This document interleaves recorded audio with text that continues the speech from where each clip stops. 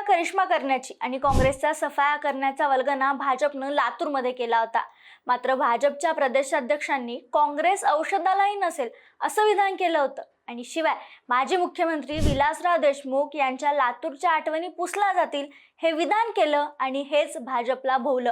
कारण लातूरमध्ये काँग्रेसची सत्ता आली आणि भाजप पिछाडीवर आहे। काँग्रेस पक्ष आणि वंचित आघाडी 37 जागांवर आघाडीवर असल्याचं समजते। त्यामुळे गेल्या वर्षीपेक्षा काँग्रेस मोठ्या ताकदीनं यावर्षी पुढे आल्याचं चित्र आहे आणि भाजपसाठी हा मोठा धक्का मानला जातोय। लातूरमध्ये काँग्रेस वंचितकडे एखादी सत्ता जाण्याची स्थिती आहे। भाजप 22 जागांवर आघाडीवर आहे आणि एक जागा अजित पवार गटाला मिळाली आहे। शिंदे गटाला इथं नारळही फोडता आलेला नाहीये। गेल्या वेळी या महापालिकेत भाजपने मोठा करिश्मा दाखवला होता। 37 जागांवर भाजपने विजय मिळवला होता, पण यंदा हा आकडा गाठताना भाजपची दमछाक झाली आहे। काँग्रेस वंचितच्या आघाडीला 47, भाजपला 22 आणि अजित पवार गटाला 1 जागा मिळाल्याने आता महापौर काँग्रेसच्याच लातूरमध्ये येणार हे स्पष्ट झाले।